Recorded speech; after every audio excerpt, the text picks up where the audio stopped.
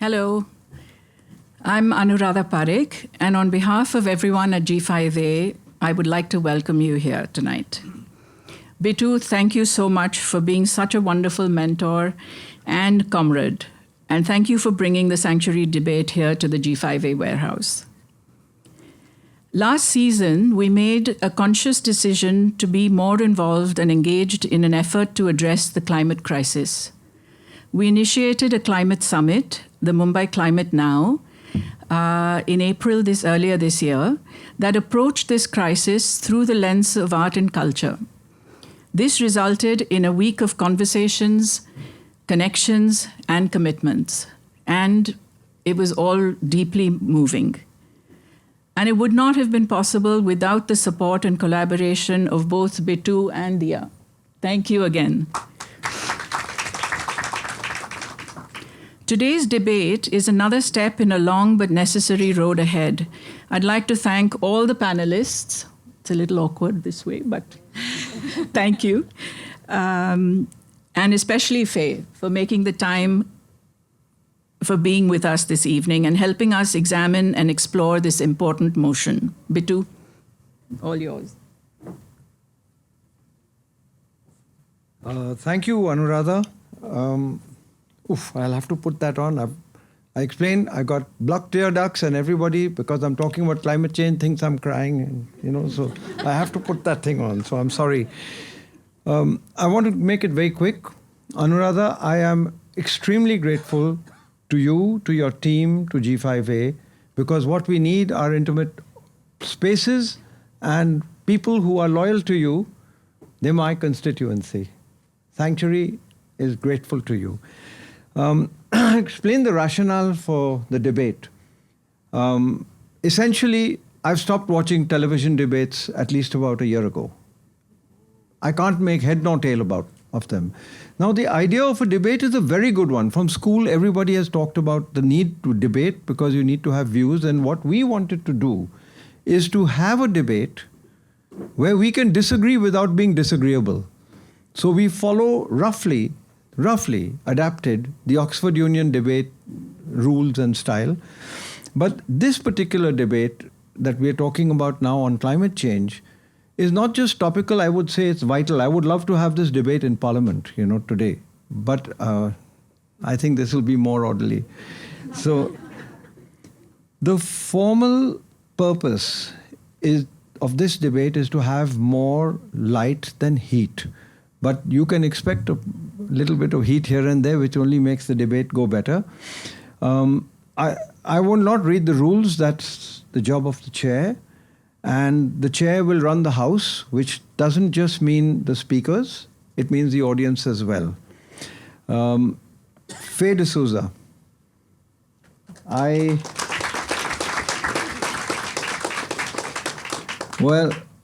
admire Faye D'Souza for her courage as well as for her sense of humor and for the fact that she's Faye D'Souza. She's an award-winning journalist who has gained popularity for a balanced, unbiased style of journalism. With a following of over 3 million across social media platforms, Faye and her team have built a reputation for reliable, non-partisan news updates on social media. She has received any number of accolades, including the Ramnath Goenka Award for Excellence in Journalism. She began her career at CNBC TV18, moved to ET Now, and later became the youngest woman journalist to head a national TV news channel as executive editor at Mirror Now. As an entrepreneur, she launched Beetroot News, a digital platform focused on restoring dignity and credibility to journalism in India. Ladies and gentlemen, the house belongs to her. Thank you. Good evening, everyone. Thank you for joining us. Before we begin, with Anuradha's permission, does anyone sitting on this side want to move onto that side so people who come late can then settle closer to the door? Yeah. There's a lot of room on this side. Thank you. I appreciate it. Thank you. Well, I'm really grateful to Sanctuary and G5A for giving us the time to have this conversation. Heaven knows we need to have it. It's no secret I love a good debate. But I've been told to behave. So don't be fooled by the television, by the cameras. This is not a TV debate, as Bitu has reminded me every 5 minutes. And that means, honorable speakers, 3 things. Firstly, we will allow you to finish your sentences. Secondly, in return, you will dazzle us with coherent arguments and logic, which is normally missing from TV debates. And the third thing is, as chair, I have no opinion at all, no verbal opinion. At least I might raise an eyebrow or roll my eyes. Each speaker will be given 4 minutes to make opening arguments, after which there will be rebuttals of 3 minutes each. The teams will take 2 questions each from the floor, which they will have to answer. And then each team will get 4 minutes to conclude. So one member of each team will conclude on your behalf. Those are the rules. The idea is to be as polite as possible. You know, it might not be possible in some cases. I have been given a stopwatch and a buzzer. That doesn't mean I need coffee, but I always need coffee. And we're going to try and have some fun. I don't know what the rules are at G5A, but I personally am a creature of social media. So I actually think that if you're going to pull out your phone at some point, please record a bit and post it on social media. The more we get the word out, the better it will be. So that's the whole point, to start a conversation, to give you something to think about, to push the ideas and to ring the alarm a little louder, because I think we're running out of time. One of the things, I believe is really important at this point is that the United Nations is effectively calling this now a catastrophe. It's no longer a problem. And there's a triple planetary catastrophe. Apparently, firstly, we have pollution and climate change, and we're losing biodiversity on a daily basis. The pollution and the loss of biodiversity is making climate change a lot worse. It's shrinking the timelines in which we have to solve this problem. We're going to start talking faster because we're running out of time. But effectively, that's why we're having this debate. And I want to thank our honorable speakers for giving us time and getting involved, because that's what we need. That's what all of us needs to do. From the audience, you've each been given a card that's green on one side and red on the other. Now, you know what our motion is today. It effectively says the House believes that Mumbai is an exemplar. Someone's already laughing, for climate future readiness. If you agree, you can hold up the green portion. If you disagree, if you're against, you hold up the red portion. We'll take a vote on the House when we start. Then our speakers will have the opportunity to change your mind or to keep your opinion if it suits them. We'll take a vote again at the end to decide which side has won. So we'll start with our vote right now. If you agree with the motion that the House believes that Mumbai is an exemplar of climate future readiness, then raise up the green, otherwise the red. Hang on, let me take a photograph.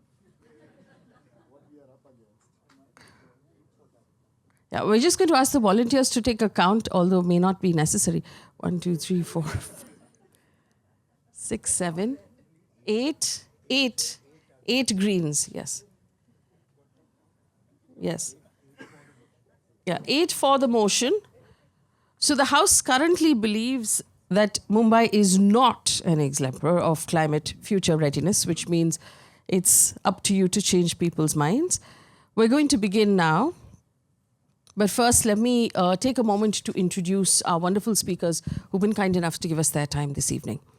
To begin with, on the side arguing for the motion, we have Mr. Rohit Bansal, who's the Group Head of Communications at Reliance Industries.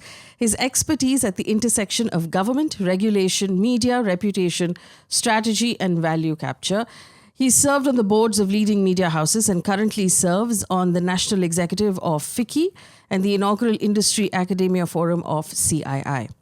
Mr. Sunil Alagh, you'll recognize him from many such TV debates. He's built brands and sustained profitable businesses. His work spans 40 years across Malaysia, India, and Indonesia through FMCG, private equity, pharma, and corporate security. He was a former MD CEO of Britannia Industries and is now Managing Director at SKA Advisors.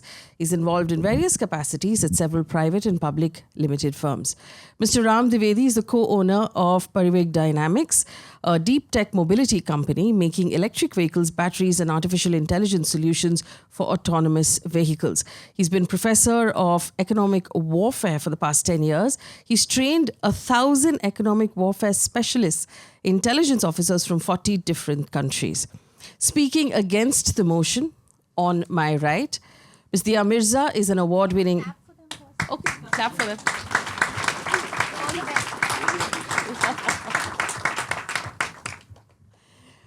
Forgive me. Dia Mirza is an award-winning actor and film producer. She is also UN Secretary General's Advocate for Sustainable Development Goals, the UNEP Goodwill Ambassador, the Eco-Investor and Green Entrepreneur. She is the Ambassador for the Wildlife Trust of India, an Artist Ambassador for Save the Children, a Global Ambassador for the International Fund for Animal Welfare, and on the board of Sanctuary Nature Foundation. Ms. Meenakshi Menon has spent over 4 decades in advertising, media and marketing, and after a decade and a half at Lintas, handling Hindustan Lever's business, she joined ZTV. She is currently the founder of Vanashakti, a highly respected NGO what works for the environment. Mr. Stalin Dayanand is a habitat conservationist and an environmentalist with work in the sector spanning almost 2 decades. He is the director of the not-for-profit organization Vanashakti. His passion has resulted in many conservation successes in the Western Ghats, the wetlands, the mangroves, the rivers and the lakes of Maharashtra. A round of applause for all of our speakers. I want to, before we begin, thank all 6 of you for giving us your time, which we do understand is really precious. Remember, the audience, pay close attention. You will have opportunity to ask questions. And then, of course, your vote and the House is what finally decides the debate. Opening round, our first speaker, Mr. Rohit Bansal. Please take the floor.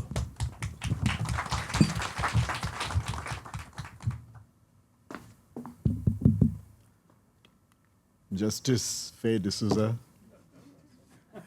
and the audience, which has already decided that we shall be the sacrificial lambs. Just 8 of you bravely standing up for us. I think the learned judge brought out a very important word right at the outset. It was that this is a discussion. This is not really a debate. I'll tell you why. 3 of us, we are not from Mumbai.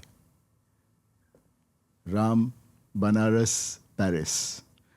Sunil, Calcutta. Me, back and beyond of Uttar Pradesh.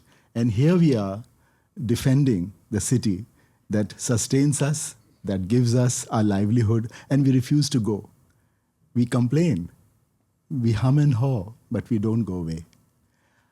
With due respect, the worthy people outside the 8 people who voted for us, I think they are also beneficiaries of Mumbai's munificence.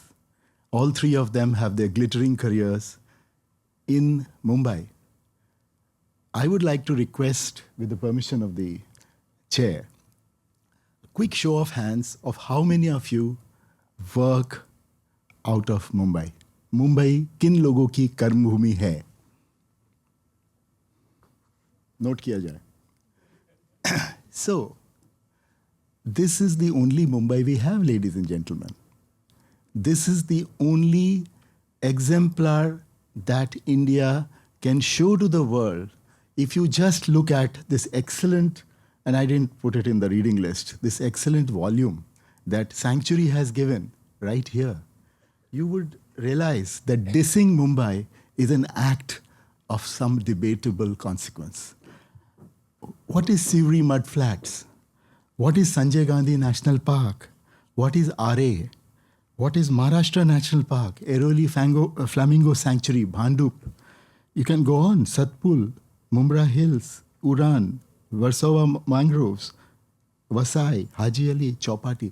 There is a kind of natural ecosystem that we are very fortunate of. We diss it. We think that we are stuck in these, knee-deep water that comes, and every day, every now and then, there is this feeling, oh, Mumbai is going to collapse and this and that. But can you think of any urban landscape, Justice D'Souza, where leopards move around in a forest, not in a enclosure of bomas like they have in Madhya Pradesh till recently? Where in an urban landscape that we are fortunate to live in, and I reckon we are 90% of us whose karma bhumi is Mumbai, have 500,000 flamingos, beautiful flamingos from a house that I live in and I see, and I'm sure some of you have taken the time to go and into the silvery mud flaps and to see what nature does to the city. They come white in color and they turn pink because they absorb the kind of filth that we throw in. They have carotene inside their system, which turns it red. Now, one way to look at it is that we keep bemoaning that, no, this city is not worth anything. Then why do we even stay? The people here, Sunil and Ram in particular, they will give you specifics to feel a little more positive about Mumbai when you leave. You feel a little more innovated, informed, and by no means we can, carry on saying exemplar means world's best. I'm not here to compete with Central Park. I'm not here to compete with all kinds of places. Nairobi also has some flamingos, I'm told, and so it also has leopards. But so what? This is the only Mumbai we have. We are here for a good reason. And let's celebrate on specifics, which Sunil and Ram will bring out. I'm just framing for you a sense of conscience, a sense of purpose, and a sense of execution. And I hope that the three folks here will give you enough reasons to think something else about Mumbai. But if and when you have a chance to reflect, maybe you'll go back with more positivity when you hear the two of us here. Thank you.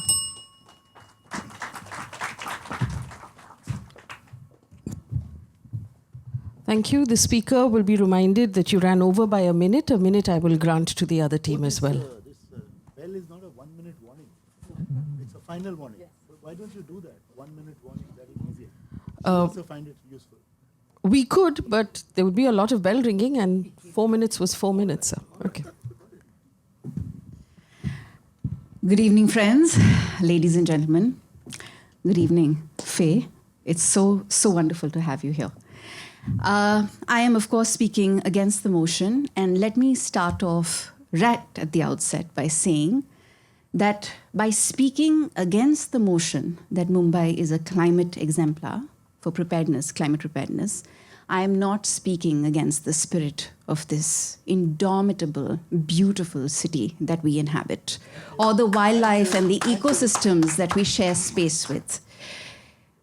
I'm going to point out to certain extremely practical, statistical arguments that are necessary for us to remember why we are not an exemplar and how we can become better prepared. Because it is only in acknowledging and accepting where we are lacking that we are able to improve ourselves. So here are my arguments. The first argument is we have inadequate infrastructure and preparedness. Examples of flooding, whether it was in July 2021, and we all witnessed and were evidenced by what that flooding did to our city. We experienced a record rainfall of over 200 mm in 24 hours. And as recently as September this year, Mumbai was hit by a deluge with over 200 mm of rain falling within just 6 hours. So far this monsoon season, Mumbai has recorded a 9% excess in rainfall, totaling 2,221 mm compared to the normal 2,046 mm from June 1st to September 25th only. We will continue to experience rainfall, at least that is what the IMD tells us. Our drainage systems have been widely discussed. I'm going to reiterate and highlight that point. 1,400 kilometers of storm water drains exist, but only 40% are adequately maintained, significantly contributing to chronic flooding. My second argument is environmental degradation. We all know and we experience what the air quality level is doing to our lives, the lives of our children, our elderly, and each of us. Many of us are suffering from COPD, asthma, and debilitating breathlessness. The PM 2.5 air pollution in Mumbai is causing an estimated deaths of 14,000 lives since January 1, 2021. It has cost the city's economy around US dollars 2.1 billion so far only this year. And Mumbai is also unfortunately ranked as the 11th most polluted city globally.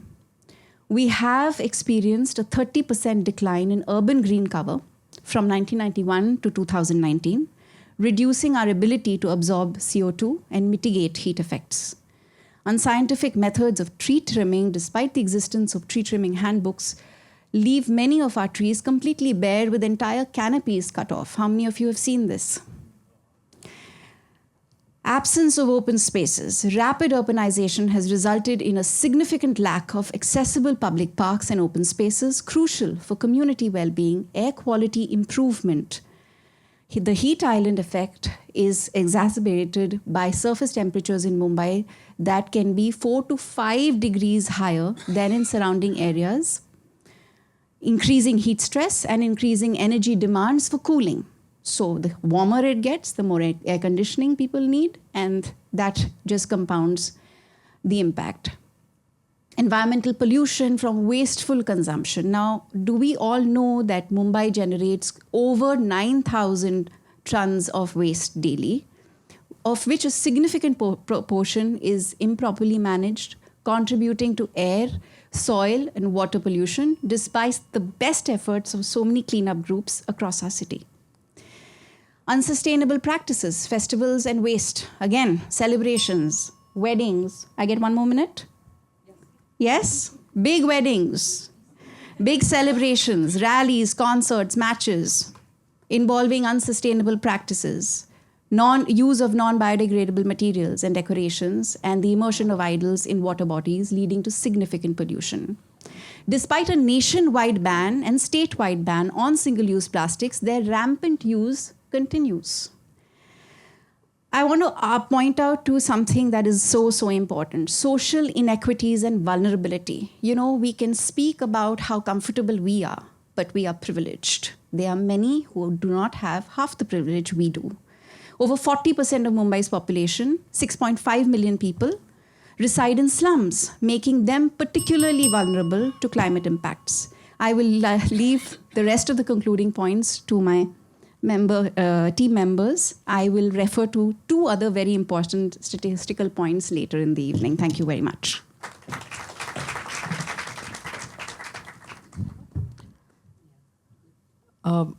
The Honourable Speaker, you ran 1 minute and 15 seconds over, so that's an extra 15 seconds that I will award to the other team.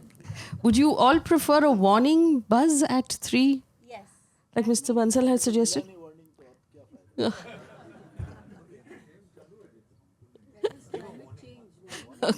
Okay, a warning helps. All right. Our next speaker, Mr. Sunil Alagh.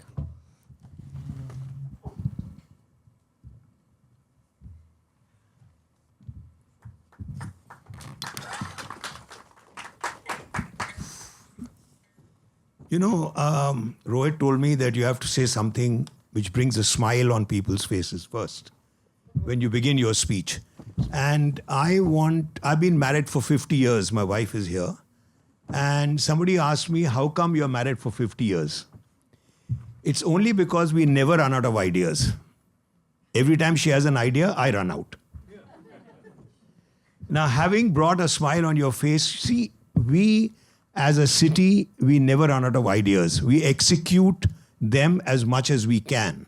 So Mumbai is the exemplar of India, not of any other city, not of what Dia has said. She's generalized the whole thing. And as far as I'm concerned, Mumbai is the exemplar that the rest of India can follow.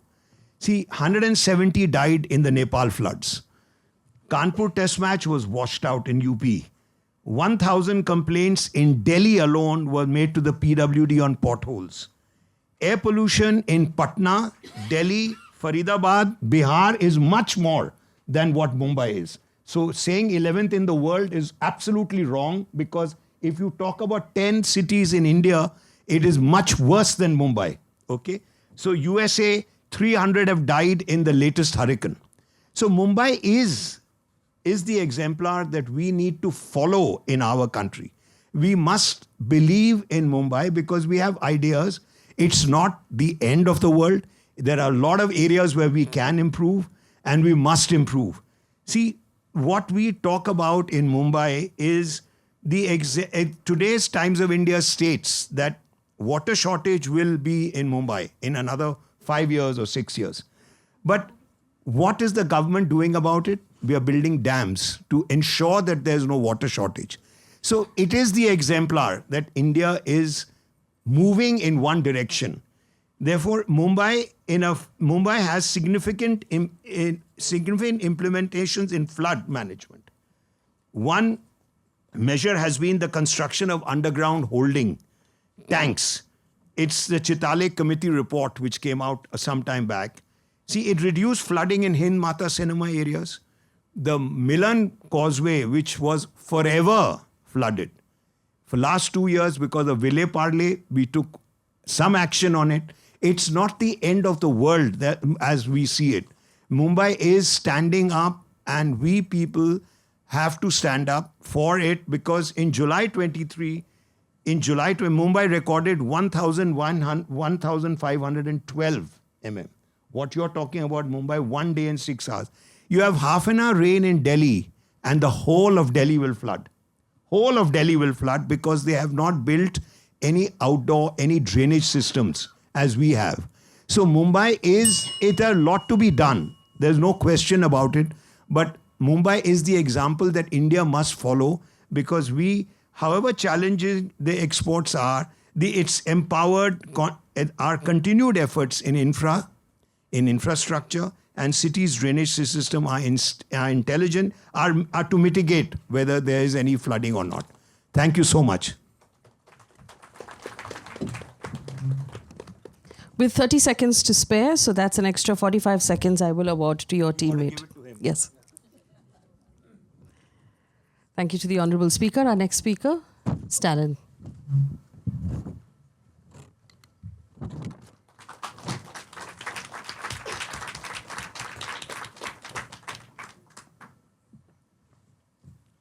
Good evening, and thank you to the chair for allowing this rebuttal. I'd come prepared for something else, but I heard some very interesting facts from my learned friend, respected, honorable friend. I'm supposed to be using those words.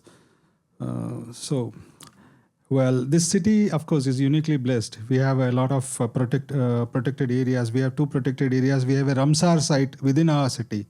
That's something to be proud of. It's a natural heritage. But it also serves a lot of purpose in this fight against climate change. Now, when you talk of climate change, the first thing that comes to your mind is global warming. We are getting hotter and hotter by the day. The Mumbai Climate Action Plan very clearly says that the temperatures, if they continue or the way we go ahead, it will rise by about 170% by 2050. And our best efforts can only bring it down by 72%, our best efforts. So you're already fighting a losing battle. So we need to understand and wake up to reality. We have lost 10% of our land to erosion due to the effect of sea level rise. Sea level rise is the highest, about 4.5 centimeters compared to other cities. And there is a lot of reason for it. The science is absent. Why nobody is addressing that? We need to ask the government. There is a reason for it. This 4 minutes won't be enough to explain those things. We are losing our natural shields like wetlands, forests, and water bodies, etc. And we have seen in the last 2 decades, 99% increase in the built-up area of Mumbai. So we are just going on constructing further and further.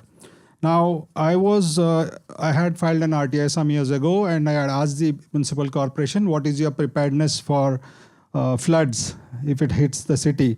So we were just told and informed about how prepared we are. I was told we have about 37 life jackets and 4 lifeboats. I do not know who are the fortunate ones to get into those lifeboats. Now, the second thing what we were told, or second thing I would like to say is about how these pumps which are being installed in various parts of the city to fool the people that the flooding is going to be released. Where is this water being pumped out? The water is coming in from the sea. You are not pumping it out and getting it evaporated. It is going back somewhere and coming back again after half an hour. So we don't tend to follow it up properly. Now, we have to understand that our waste management system of Mumbai, it is the best example of how not to handle your waste. If anyone wants to show the world how not to handle waste, please take them to the biggest dumping ground in India or in Maharashtra, the Kanjurmarg dumping ground, where 9,000 tons of unsegregated waste is left open every day to rot, and it is the biggest generator of methane. It is a greenhouse gas, and the earth, we are contributing to the global warming very actively by mishandling our waste. Now, we have to understand one more important thing, this is about transportation. We tend to ignore public transport as an important issue. We have not invested in public transport. Instead, we build metros saying that they'll reduce traffic, and we do the opposite by building the coastal roads. Okay, so we talk at cross purposes. So let us not be fooled that Mumbai is ready for climate change. There is a lot of science which needs to be understood in this. And when I asked the chief minister, who is your scientific advisor, I was told there is none. So there is no advisor, there is no science, just the government executes something and then brings in the scientists to firefight it. So we are not climate ready. Sorry, I cannot agree with this notion. Thank you.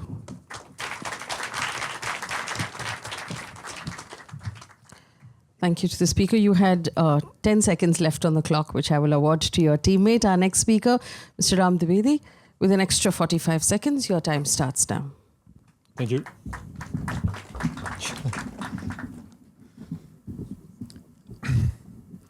So, Mumbai is a bit the student who doesn't behave very well during the whole year, but try to catch up during the last 2 days and still get the exam.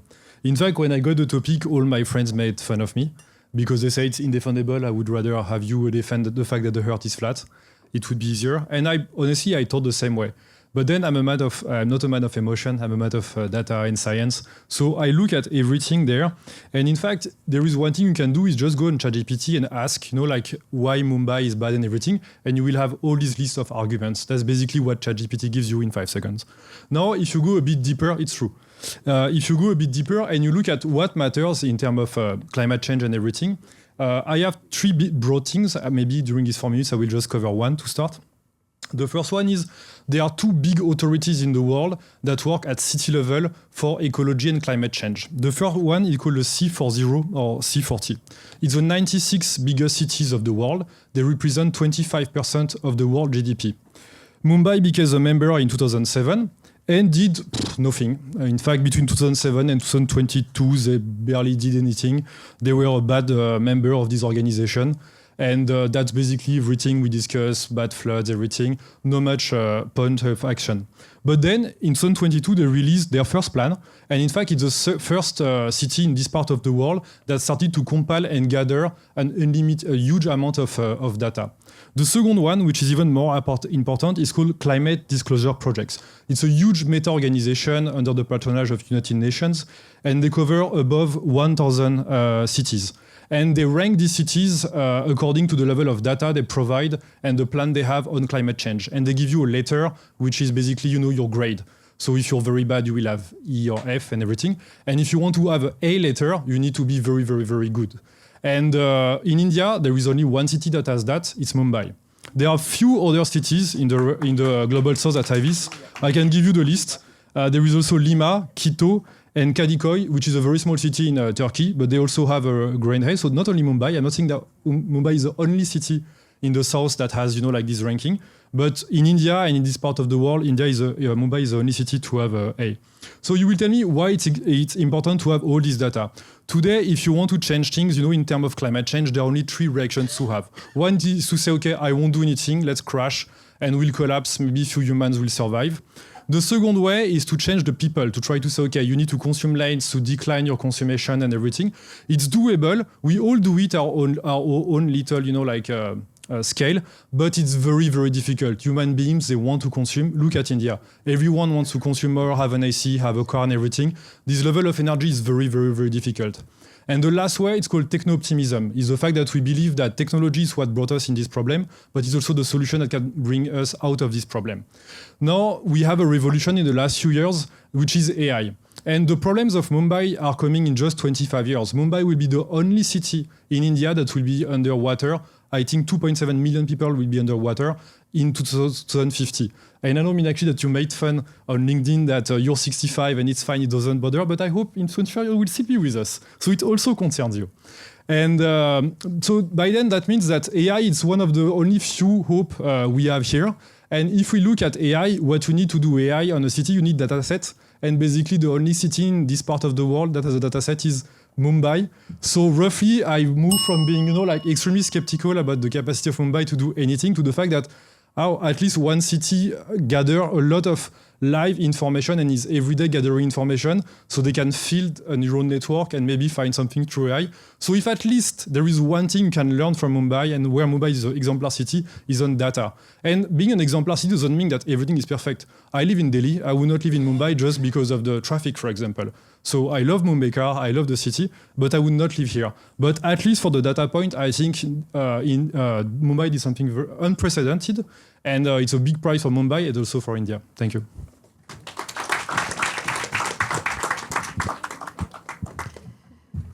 Thank you, Ram. Our last speaker going against the motion, Ms. Meenakshi Menon.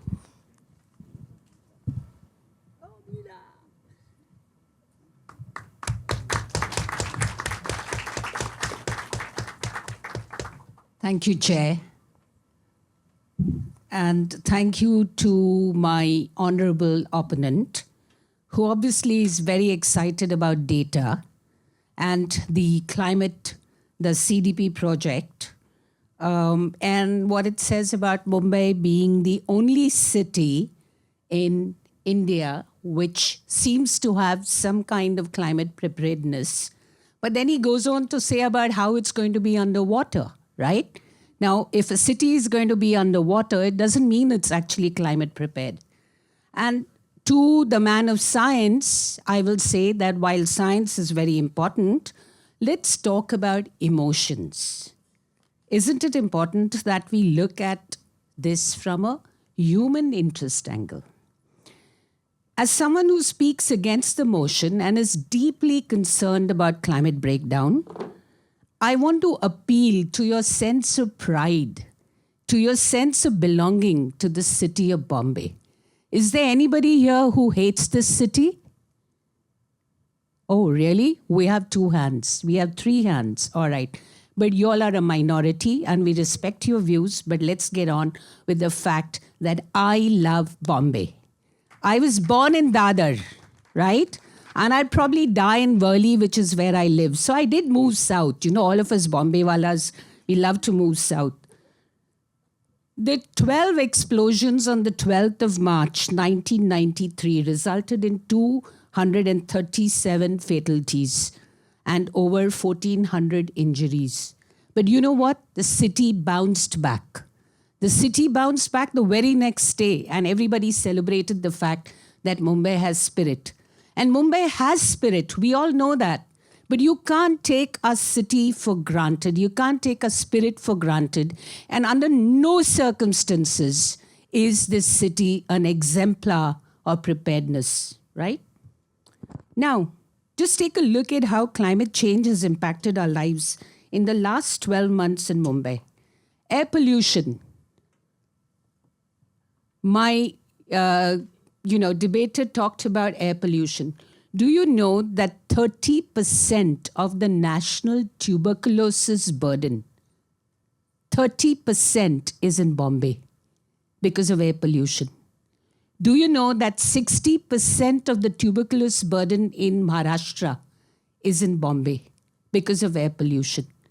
These are factors that are impacting lives. And those of you who put your hands up saying you hate Bombay, this is one good reason to get out of here. tuberculosis is rampant. In the 12 months up to March 2003, air pollution in Mumbai was responsible for 5,000 deaths. 5,000 deaths. All I'd like to say to you at this point of time is if you look at the human stories, they talked about infrastructure. You know, they have these AC trains in Bombay, right? Saying that, you know, we'll reduce the number of deaths because over 2,000 people died on the tracks. 2,700 odd died on the tracks. So the AC trains were supposed to reduce the number of deaths. But the AC trains are priced at 70 rupees versus 10 rupees for a local train. Who's going to be paying 70 rupees? That's the kind of urban planning we have. That's the kind of, you know, climate preparedness we have in the city of Mumbai. And I'd like to rest my case that for the people who live in Bombay, we enjoy the city, we love the city, but we also know that when it rains, you need more than 37 life jackets and 4 inflatable dinghies. Thank you.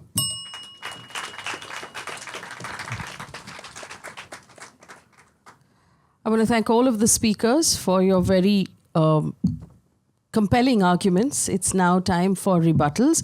Each speaker will be given 3 minutes for rebuttals. You can do the rebuttal at your table. No need to step down. Mr.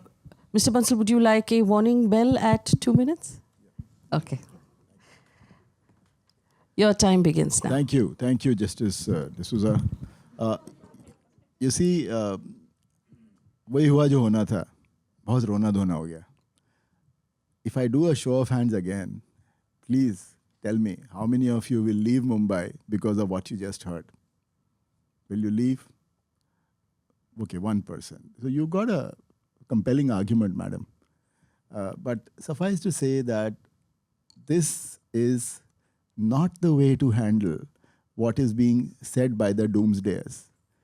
There are earlier debates of Sanctuary where we argued that environmentalists are the biggest dystopian thought process inducers. And we had some people think about it and say, no, we have to have that marriage of ideas, convergence of economics and of environment as two sides of the same coin. So who is making the case that Mumbai doesn't have a dump yard? But please also look at the fact that Mumbai has all the plans that you can say now cynically that there is no plan that is worth the paper it's written on. Well, that's not the case. If you see the base effect against which Mumbai is struggling out and the sheer magnet, the sheer pressure of new Indians coming in here because of its opportunity, you will notice that Mumbai is doing a fine job. So first and foremost, ladies and gentlemen, think about your Karma Bhumi as comparable to itself and then see where it is headed. And as Ram pointed out, exemplar in specific areas is enough as opposed to exemplar in everything. So all or nothing kind of approach is the way we will go back from this room more disappointed, graver, sadder, and worried. I think some of the facts will stay with you from what Sunil Bhai and Ram sir said. But incidentally, Ram doesn't follow the Oxford style. He follows the Sorbonne style, as you would have noticed. So definitely, here we go. Think about your future in a city which is actually fighting back against what it was landed itself in. Thank you.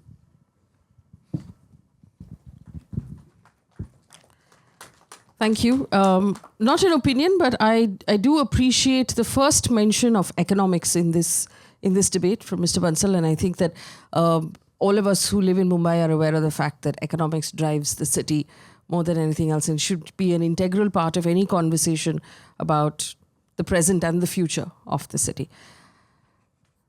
Giving the floor now to the rebuttal on this side. Devi, go ahead. You know, it's all very nice to play the house, which is to make you all smile and term what our interventions as doomsday and, refer to what we're trying to say as a sad story, but it's a true story. And when we say what we do, we are unfortunately, sir, Rohitji, making a mockery of the most marginalized who live on the front lines of climate change. And it's something that we really must keep remembering and reminding ourselves of. The fact is, as Faye mentioned right at the outset, that we are confronted by a global crisis. It may not have been of our making, but by design, we are on the forefront of it. We are dealing with it every single day. And when we talk about the climate crisis being worsened by pollution and biodiversity loss, there are many interventions that many cities in the country have adopted successfully and are leading. Whether you look at Indore as the cleanliness capital for several years in a row, and the fact that Mumbai is still struggling to improve its position. In fact, it's dropped from 37 on the Swachh Bharat Index, it's dropped to 31. From 31, it's dropped to 37. So we've actually done even worse than we did before. Now, why do I keep going back to pollution and biodiversity loss? It's because these are the two aspects that directly impact everybody from every walk of life, from every strata of society. Because we cannot make exceptions for our children, right? When we go out, our children go out to play, our children go to school, they're breathing the same air that every child living in street situations is breathing. Our children have the access to medical infrastructure and healthcare that may be giving them inhalers from a very young age to help them breathe better. But what about those children who are breathing toxic air that is caused by rampant industrialization and burning of fossil fuels, and of course also bad segregated waste and poorly managed waste? I'm done? Or it's a heads up? Okay, great. The SDG index, according to the Niti Aayog's SDG index, on a scale of 0 to 100, India's score has improved from 66 in 22-21 to 71, with Maharashtra at 73 out of 100, which is an indication that there is a moderately improved performance, which is wonderful. But what we're all trying to say repeatedly is that the climate crisis is advancing at a rapidly alarming pace. The intensity, the frequency of flooding, of heat wave, of drought, the rising pollution is costing lives, livelihoods, and financial losses. Are we reacting and responding with the preparedness that we need to? We're not. Thank you, Ms. Misra. Mr. Alagh, go ahead. Look, I think we're getting away from the debate altogether now, because all India figures and everything that's happening in India, I don't think anybody has traveled to the villages as much as amongst the many areas that I have been to. That, look, Mumbai stands out as an example. 30% of tuberculosis is here. Therefore, go to the villages. Please go to the villages and find out how many people are suffering from tuberculosis in those villages. See, Delhi and air pollution and everything, we are much better off. And therefore, the debate is today that, look, do we stand out as an example? There's an area of improvement. There are many areas of improvement. But we stand out as an example for the rest to follow. We do have plans. We do have anything. Data is with AI. Look, they are quoting on all India basis. That doesn't make a lot of sense. 4 lifeboats in India, somebody said, and everybody clapped. But 4 lifeboats, who said? Who said? Who said? 1 second, I want to know who said. Which year? You've said 4 lifeboats, not me. You say which year then? Not me. I'm saying that, look, when you rebut, have you gone to the villages, and what is the 2,700 deaths on the trains, in which, how many people have died, in which year, in what period? You haven't mentioned. You've not mentioned anything. What I am trying to say, there are many areas of improvement, what we can do. But Mumbai is the example that the rest of India can follow and must follow, because we are moving ahead and we are carrying on ahead, and we must do this right now, because even the Mithi River, for instance, when I didn't mention, the Mithi River, for instance, are retaining walls to prevent encroachments. 16.5 kilometers have already been created. Now, I mean, there's that much that can be done, but we are moving forward. And that is what the whole debate is about, is that, look, is Mumbai an example or not? That's what we need to do. That was a heads up. You have another minute. You have another minute if you want. You're fine? Okay. You'll take that minute? Okay, all right. A rebuttal from Stalin, if you want to address the 2 points raised on data. Yes, surely. Data I've already mentioned. It's the data for Mumbai and provided by the municipal corporation. My honorable friend mentioned that the meaty walls are meant to remove encroachments. Please go to Wakola. There are slums by the thousands. Okay. And these walls were never made to protect the land. It was meant to create land for builders. And this is, don't believe me, go to Google Earth, just see what constructions have happened next to those walls in the last 10 years. Now we are talking about climate change, and it is recognized that wetlands are crucial in the fight against climate change. You will not find the word wetlands more than once in the entire climate action plan. The government denies that there is any wetland to start with. All your lakes, water bodies are concretized. Now without wetlands, how do you fight global warming? Now for floods, flood water has to go somewhere. Where is it going? It's going to the salt pans. Today, everyone knows that the government is handing over the salt pans to a builder. So we are ready for floods now. But we are not getting prepared for floods. We are preparing for floods in areas where there were no floods. So we'll create floods, and then we will talk about making new methods to combat it. Now, we are expecting about 200 extreme weather events every year now. 200. Ask yourself, you go to Warsaw, on the beach, there are hutments. Those people leave their houses, go back somewhere else till the rains go away.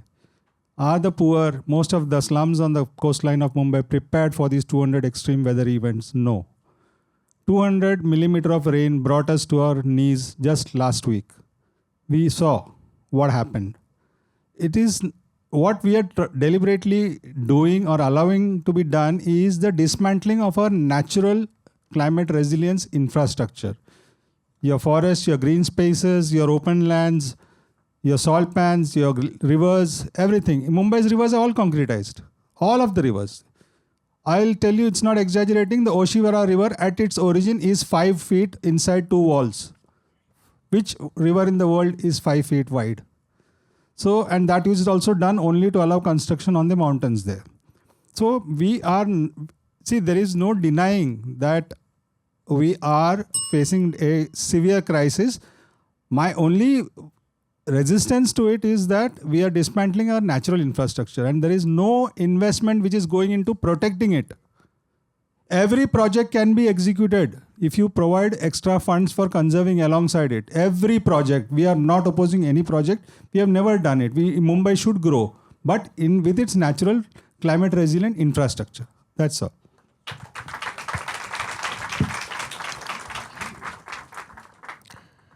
Ram, with the extra minute from your teammate.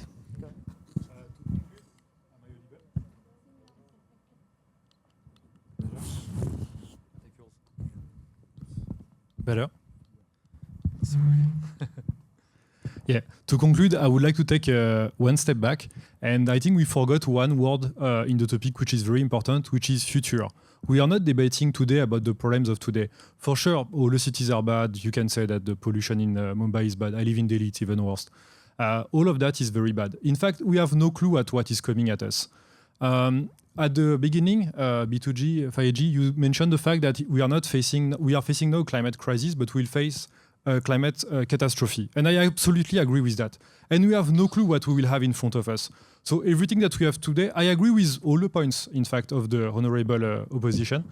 I agree with all these points. But what will come in the future, we don't know. So we need to be ready for that.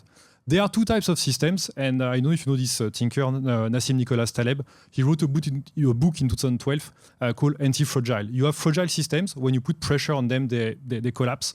And systems where you put pressure, you make mistakes by yourself. It can be from outside or from inside. They harden and they become not perfect, but they sustain on the long run. And I think Mumbai has that. Why? First thing is about the data I mentioned in my first speech. The second one is the natural mangroves. So you see, like humans and technology is very, very bad for nature. And the lack of nature is very, very bad for humans. And in fact, Mumbai, in the region, this part of the world, it's the only city that still has a mangrove forest and everything in a contiguous area around it. Delhi has a lot of forest, but it's patchy. Bangalore has nothing. And the last thing is the people. At the end, we are humans. We need to survive as a species. And Mumbai is a hustler city of India. Everyone knows that. You know, like even from Delhi, I have to acknowledge that it's a hustler city of India. We have, you know, like here, weather forecast specialists, IT engineers, civil engineers, and a lot of cash. That's very important to throw money at a problem. And if you look at the people in front of us today, they are like wonderful people in terms of ecology. You have Dia, who represents India at United Nations for ecological topics, Meenakshi, who built an NGO based in Mumbai for ecology, and Stalin in the same NGO, who is one of the main persons who made these mangrove and forests possible today, against the greed of the capitalist promoters and builders. Even for like a metro, they wanted to put a metro in the mangrove, and they voted against it, and they fought against it. Like, these people are ready to put their comfort behind the nature protection. It's incredible. Honestly, it's very incredible. So I understand that when they built the topic, they decided to have at the beginning, it was 3 ladies who are from Mumbai, because no one would do it, and they took 3 horrible men from, you know, like Varanasi plus Paris and UP and Kolkata to fight against the motion. But that's the truth at everything. Don't be too harsh on yourself. You're doing a fantastic job. We really appreciate that. No, it's great. And I think with the triptych of a lot of data, this nature that they preserve till today, and plus the fact that, you know, like they have a hustling culture and wonderful people, they'll be able to overcome at least, you know, like some of the catastrophe of the future. And at least for that, Mumbai is an exemplar city.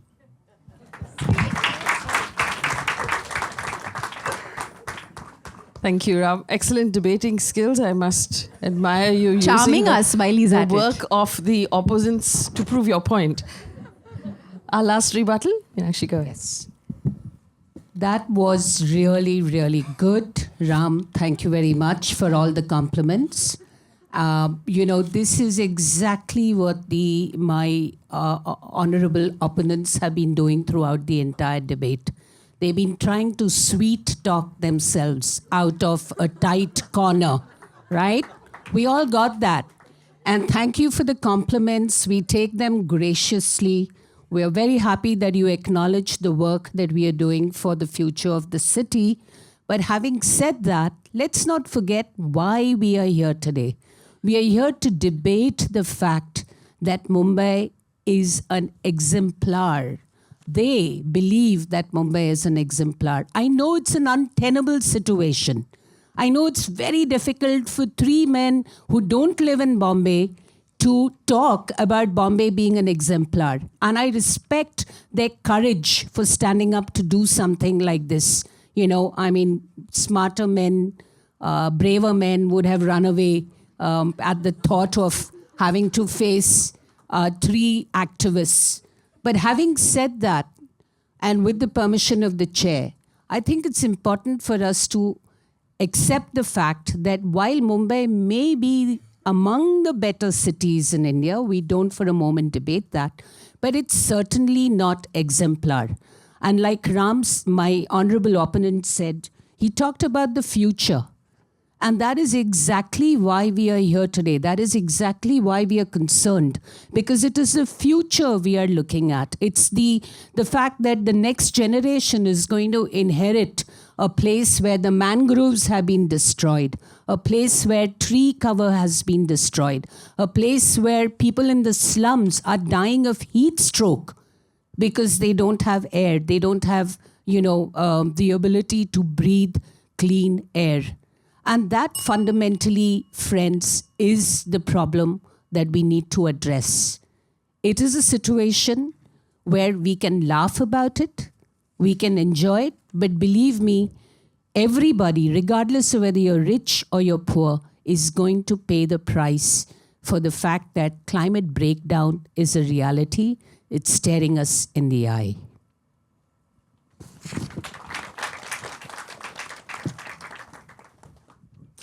I want to thank our honorable speakers for excellent rebuttals.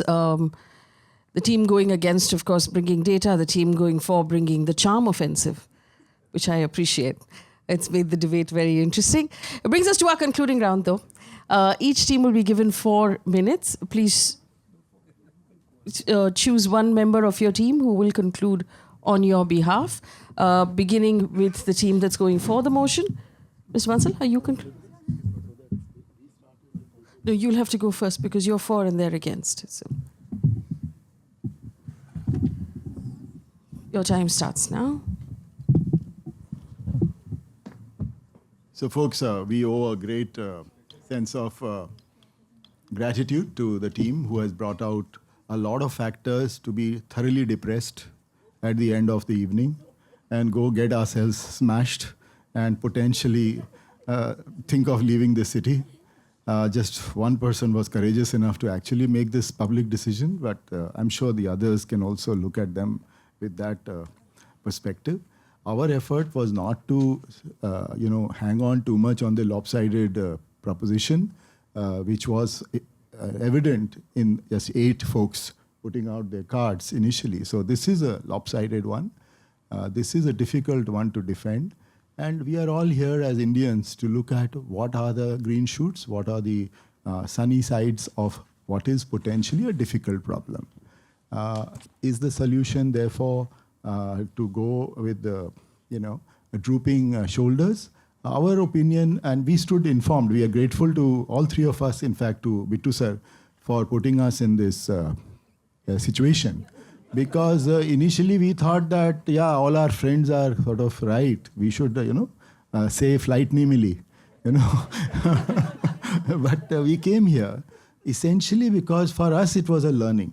What the entities that run Mumbai and what the citizens are doing is certainly worth putting before 80 or 100 erudite Mumbaikars who have a stake in the city, who shall continue to have a stake in the city, and not start, bemoaning what is not there. I mean, who would argue that somebody in knee-deep water has to wade through and reach office and then, not be sure on how safe they will be and which pothole will catch them? No civilized country would think and endorse this kind of an argument. So besides the little laughter and, conviviality we all have had, just think of at least some factors which you probably weren't aware of earlier and how they actually add up to the quality and the way in which Mumbai radiates that knowledge or that finding or that public system to other towns and cities of this country. We have only one Mumbai, and that Mumbai is for all of us, including those of us who don't live here and those of us who live here. Thank you. Thank you, Mr. Bansal. The team going against, Meenakshi, concluding.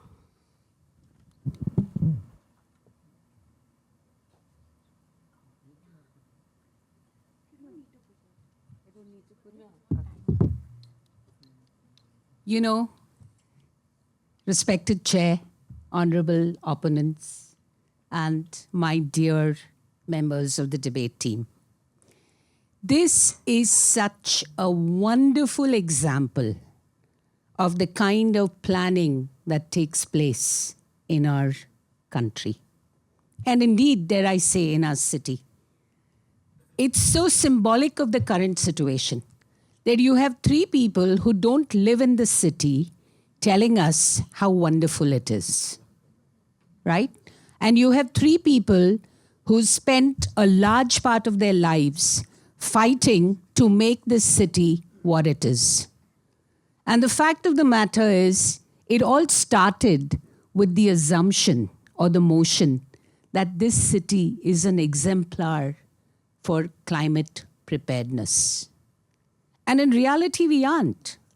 When people who have no skin in the game claim that we are an exemplar, while people who have skin in the game know this is complete bunkum, I feel like using a very Mumbai wala dialogue, which is, Chaila, काय बोलतात त्यांना माहित नाही.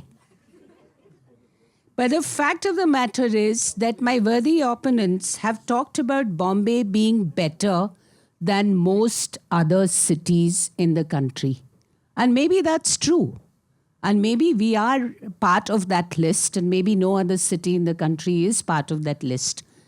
But tell that to the man to the woman, in fact, Vaishali Gaikwad, who went down a drain hole and died. 47-year-old Vaishali died in September because of the rains, unprecedented rains.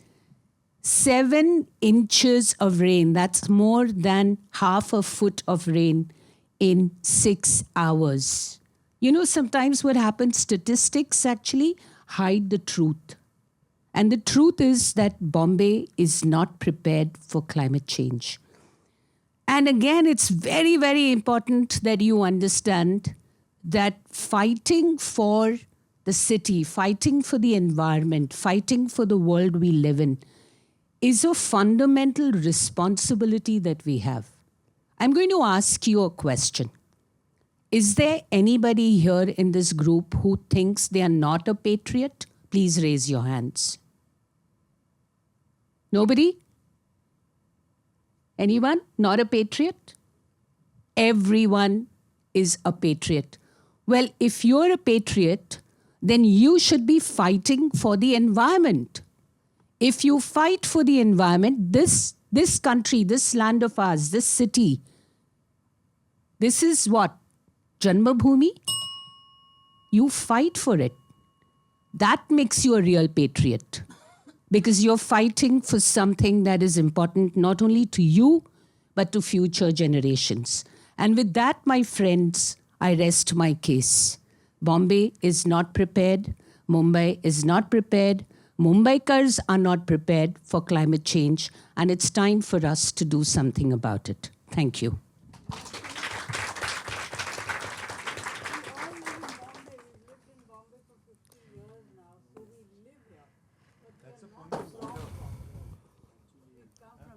And Calcutta, my husband's come from Calcutta. I come from UP. So we live in Bombay. Fair point is this. Yeah. So there is a disagreement on this side. The fact that they all live in the city, although they were born and raised elsewhere. Yeah. But I also want to point out that you at one point said you don't pay tax here. The rest of us do. Yeah. You did bring that up. So there might have been confusion on that point. But it's time now for the audience to get back in the driver's seat. Remember, I'm reminding you one more time that the motion is this House believes that Mumbai is an exemplar of climate future readiness, which means that we are a good example of being ready for climate change. Maybe for the rest of the country, maybe for the rest of the world. But that's what the motion effectively means. If you support the motion, so you agree that Mumbai is a good example of being prepared and future ready for climate change, raise the green portion of your card. If you are against the motion and you believe that Mumbai is not a good example of being future ready for climate change, raise the red portion of your card. You can raise your cards now.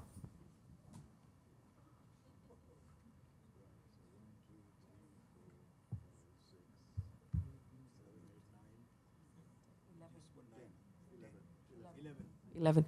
So we have 11 greens. Okay, you want to take a photograph? Put your cards back up again then. Yeah. So we have 11 greens being held up right now, which is higher than the 8 that we started with. But the motion still, the House is still against the motion. So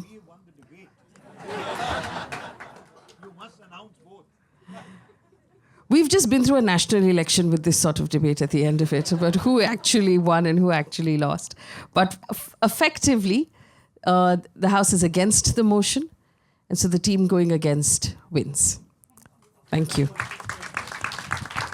Actually, so I want to thank our speakers. I think Bittu Sehgal, you have to come in. This is, the judge doesn't know the rules. Who made Bittu Sehgal the Supreme Court? May I just explain? There are two outcomes. there were if there were 8 hands up for the motion and now there are 11, all right, then marginally they convinced these people, so they were better debaters. But the fact of the matter is that the House, the sense of the House is what it is, what you just said. Yeah, it was. And no, but it wasn't changed sufficiently, just like in Parliament, it wasn't changed sufficiently to win the House. But the fact is that if from 8 it went to 11, they were a better debating team. And if we still had such a vast majority, then the House believes that Mumbai is not an exemplar. That's how it goes. All right, Bitu, thank you so much for that. All right. We're going to wrap this up now because we have, in fact, run out of time. I want to thank the audience for being so involved and for giving us the evening to come in and listen and participate. You've been amazing. Give yourself a round of applause. I also want to point out that apart from the Kohli fishermen, we've all come from outside. And Bombay is a city built by people who came in from outside and lent a shoulder to make it what it is today. And hopefully we will all continue to lend our shoulder to make it better and better as the days go by. The original custodian of the city of Mumbai. A round of applause. Thank you for joining us today. Right. Thank you all so much. I think we're all going to be hanging out to say hello, but it's been a wonderful evening. Thank you.